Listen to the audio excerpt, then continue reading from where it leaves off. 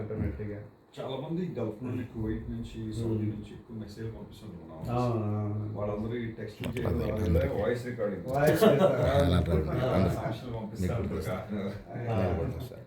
మా వాళ్ళు last time పాలిమానే Kuwait వచ్చారా? మేము అప్పుడు ఉన్నాం. మేము కూడా ఒక తీసుకున్నాం. అయ్యగారితో ప్రార్థన కూడా చేసుకున్నాం. మేము వైఫ్ అండ్ హస్బెండ్ ఇద్దరికి కూడా సేవ చేస్తున్నాం. అక్కడ పిల్లలు లేరు. ఇద్దరు అక్కడే సేవ చేస్తున్నాము. అది చిన్న సంఘం, ఒక 70 మంది 80 మంది చిన్న సంఘము.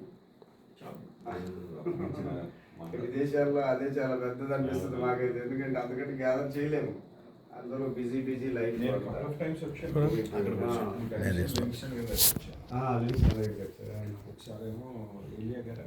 ఏలియా గారు, అవునండి, ఏలియా గారు.